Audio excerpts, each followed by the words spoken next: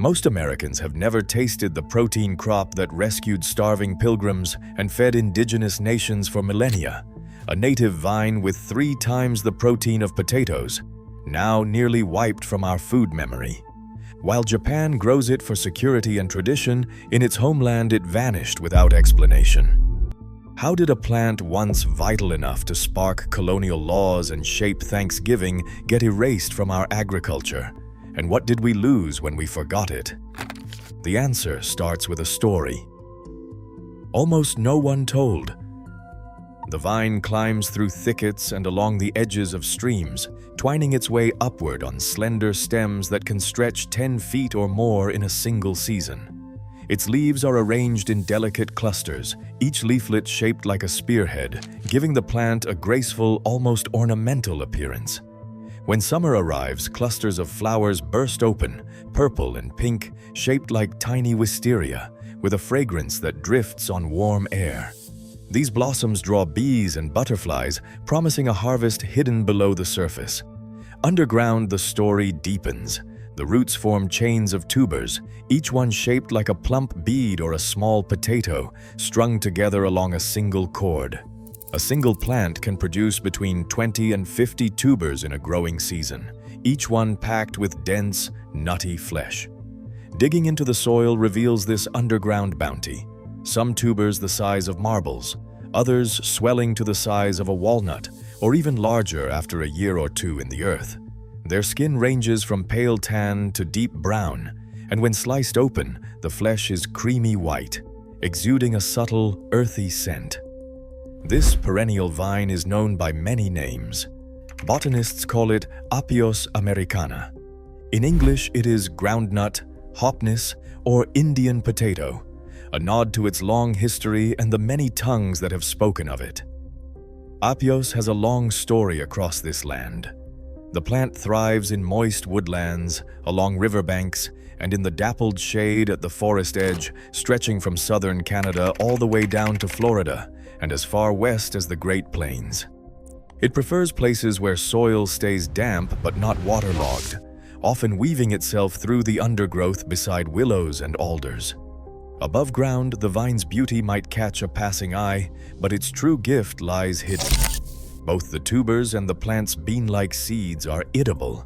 The tubers store well through winter, and their flavor, richer and sweeter than a potato, with a hint of chestnut, sets them apart from other roots.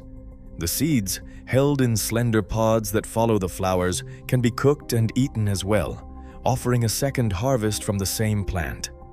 This is not a fragile garden specimen. The groundnut vine is tough, able to withstand drought, pests, and disease that would cripple less resilient crops. It fixes nitrogen in the soil, quietly improving the earth around it, and once established, it returns year after year with little need for human care. In the wild, it forms tangled mats and hidden colonies, quietly feeding the land and those who know where to look. For thousands of years, this vine has flourished across the continent, weaving itself into the fabric of forests, marshes, and meadows. Its flowers signal summer's height. Its tubers mark the promise of survival through winter. While its name may have faded from everyday conversation, the plant itself endures, waiting, as it always has, beneath the surface. Generations of indigenous people shaped the land with a quiet, deliberate hand, weaving groundnut into every part of daily life. In the woodlands and river valleys of the East, families and whole communities tended patches of these vines, not as wild chants, but as living memory. The Wampanoag, Shawnee, Cherokee, Iroquois, and many others each had their own names for the plant: Hopnis, Openok, Teloki, and their own ways of working with it. In some places, tubers were gathered from meadows purposely kept open by controlled burning, a practice that let sunlight reach the forest floor and encouraged the groundnut to spread. Where the soil was rich and loose, women and children transplanted tubers closer to their villages, creating food forests that would last for decades. These were not accidental gardens. Each new patch was an act of foresight: plant now, harvest for years to come. The groundnut's vines were often woven among corn, squash, and beans, the three sisters, where their roots fixed nitrogen and gave back to the soil. This partnership made the whole field stronger. In the words of one early observer, the pea vines grew thick in the meadows, their roots feeding both the people and the land. The Shawnee, in particular, grew groundnut alongside corn and squash, understanding that every plant had its purpose and place. These fields were more than sources of food. They were living systems, shaped by hands that understood the rhythms of the earth. For warriors preparing for battle or long hunts, groundnut was prized as a food of stamina. Tubers were roasted in the coals or boiled in stews, sometimes dried and pounded into flour to carry on journeys.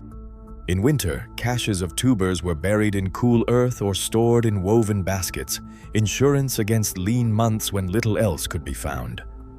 Among the Iroquois, dried groundnut was known as a food that could last through the hardest season, its strength preserved by careful hands and the wisdom of elders. Place names across the continent bear silent witness to this legacy.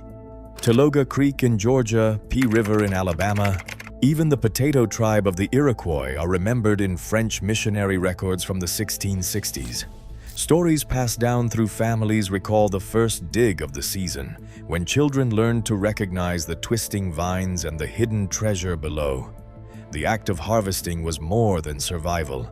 It was tradition, ceremony, and the passing of knowledge from one generation to the next. Ethnobotanical records show that groundnut was never just a wild root. It was a partner, a teacher, and a foundation of life in the eastern woodlands. Through centuries of care, transplanting, burning, interplanting, and storing, indigenous peoples built a food system rooted in respect and balance. Their stewardship did not simply use the land, it renewed it, year after year. Winter pressed hard against the walls of Plymouth. In 1620, the newcomers faced hunger that gnawed through every day and night. Their stores of grain ran low, and the cold made hunting scarce. The land, unfamiliar and unforgiving, offered little comfort. Survival depended on what could be pulled from the earth. It was the Wampanoag who showed them where to dig. The groundnut tubers, hidden beneath the frost-hardened soil, became a lifeline. Roasted in the coals or boiled in pots, these roots offered nourishment when nothing else would grow. For months, the Pilgrims relied on what native hands had known for generations. By the time the harvest festival arrived in November 1621, the fields held more promise. The newcomers gathered with their Wampanoag neighbors. The tables, simple and rough, likely held groundnut alongside corn, venison, and wild fowl. It was not just a meal, but a celebration of survival, made possible by a plant that had thrived here long before ships crossed the Atlantic. The memory of that winter and the food that saved them lingered in every bite. Yet gratitude soon gave way to something else. As the colony grew, so did the hunger for land and control. The groundnut patches, once shared, became points of conflict. Colonial leaders saw value in the tubers, not just as food, but as property. They began to draw lines on the land, claiming meadows and riverbanks as their own. What had been open ground for generations became fenced and posted. The Wampanoag, whose knowledge had fed the starving, found themselves pushed out. By the mid-1600s, the shift was written into law. Plymouth authorities passed measures to restrict native access to groundnut patches on English-claimed land. Records from 1654 tell of ordinances that punished anyone found digging tubers without permission. The language was blunt. Foraging by Indians on colonial land meant being set in the stocks for a first offense and whipped for a second. A route that had once meant life now became a cause for punishment. The law did not name the groundnut alone, but it made clear that the right to harvest and even to survive could be taken away. This was more than a change in diet. It was a turning point where survival and cooperation gave way to exclusion and control. The knowledge that had bridged two worlds was now wielded as a weapon. The groundnut, once a symbol of shared endurance, became a marker of who belonged and who did not. What began as a lesson in survival ended as a lesson in power. The plant that saved lives now stood at the center of a struggle over land, memory, and the right to live from the earth. Groundnut's value runs deeper than its hardiness or history. Modern nutrition science reveals a profile unlike almost any other root crop. By dry weight, the tubers contain about 16% protein, 3 times as much as a potato. That is not just a marginal advantage. For communities living through lean winters or foraging in the wild, this difference meant survival. Even today, few root vegetables can match that level of protein. But it is not just about quantity. The protein in groundnut is complete.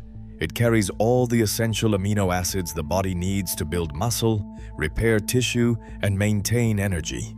That is a rare trait among root crops, which usually lack 1 or more key amino acids. For societies that depended on what the land could offer, this made groundnut a true staple, not just a supplement. The tubers also supply a strong dose of minerals.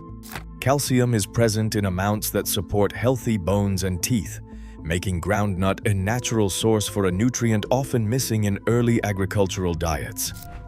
Iron too is abundant, vital for blood health and energy. In places where meat was scarce or seasonal, these minerals helped fill the gap, supporting children, elders, and anyone recovering from illness or injury. One compound sets groundnut apart from almost every other food found in the wild. Genistein is an isoflavone, a plant-based molecule that has drawn the attention of researchers for its potential to fight certain cancers. Studies in laboratory settings and animal models suggest genistein may help block the growth of breast, colon, and prostate cancer cells.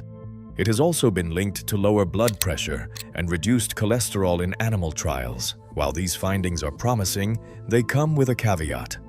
Large-scale human studies are still lacking, and the full health impact remains to be seen.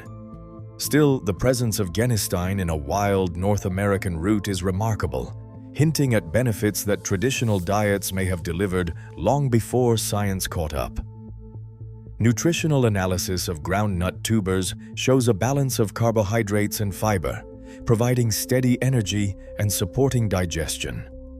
The plant's ability to fix nitrogen also means it draws minerals from the soil, enriching its own flesh with nutrients that annual crops sometimes deplete. For indigenous farmers and later settlers, this meant a food source that could nourish bodies and restore the land at the same time. In recent decades, researchers have revisited groundnut's nutritional promise. Peer-reviewed studies confirm its protein, calcium, iron, and genistein content. Animal trials point to cardiovascular benefits, but scientists caution that more research is needed before drawing conclusions for human health. Even so, the evidence is clear. Groundnut is not just a survival food, but a nutritional powerhouse, offering more protein and minerals per bite than most roots or tubers grown today. This nutritional legacy explains why groundnut sustained entire communities for generations, and why scientists and food advocates are once again paying attention. In a world searching for resilient, nutrient-rich crops, the case for groundnut's revival looks stronger with every new study. In the late 1500s, as English explorers mapped the coasts of North America, the groundnut drew early attention. Sir Walter Raleigh's expeditions returned to England with news of a root that grew in ropes beneath the Carolina soil, tubers some as large as walnuts that boiled into a meal both filling and nutritious. Groundnut was remarkable, yet it never found its place in European fields. Centuries later, disaster struck Ireland. The potato blight of 1845 left millions hungry, and scientists combed the globe for alternatives. Apios americana, with its high protein and disease resistance, seemed promising on paper. But the plant's nature clashed with the needs of a crisis. Unlike potatoes, groundnut tubers take 2 years to reach full size. Its perennial cycle did not fit the annual rhythms of European agriculture, where land was plowed and planted anew each spring. Farmers needed food fast, not a crop that asked for patience and time. In the rush to recover, European agronomists turned back to what they knew.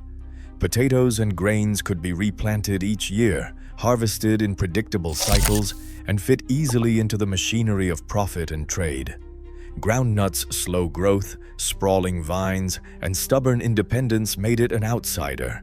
No breeding programs took root. No commercial fields appeared. As the decades passed, the plant faded from memory.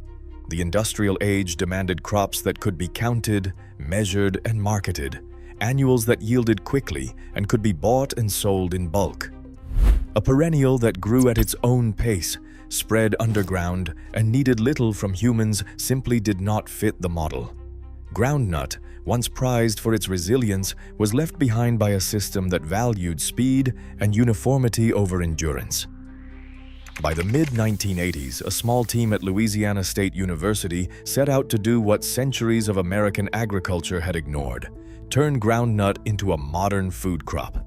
Over nearly a decade, they trekked across 19 states, collecting wild vines from riverbanks, meadows, and forgotten woodlots.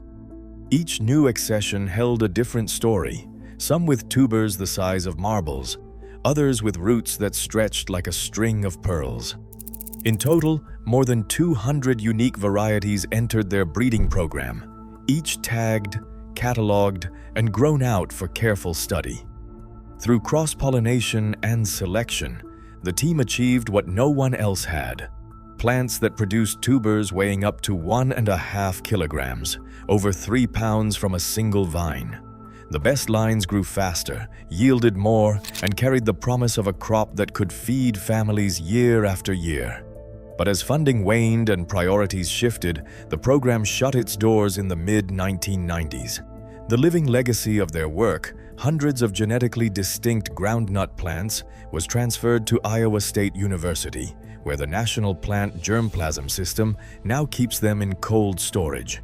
These accessions, cataloged under Apios americana, remain available for researchers and growers searching for resilient food sources. While the American fields fell silent, groundnut found a second life across the Pacific. In Japan, families plant Apios, known locally as hodoimo, along fences and garden edges, a quiet insurance against hard times. In Aomori Prefecture, the tradition runs deeper. Mothers tuck tubers into their daughters' wedding gifts, a living symbol of nourishment and endurance. Today, Japan is the only country with commercial groundnut farms, harvesting a crop once native only to North America. The vine's story continues, preserved in gene banks and kitchen gardens, waiting for its next chapter. In a world facing soil depletion and rising food insecurity, America's native groundnut still waits, untapped and resilient. It is proven to thrive without fertilizer. As we chase imported protein and fragile crops, the answer grows quietly in our own soil. Sometimes, the future of food is a memory we haven't yet reclaimed. What would it mean to remember and to plant what once sustained us? Share your thoughts below.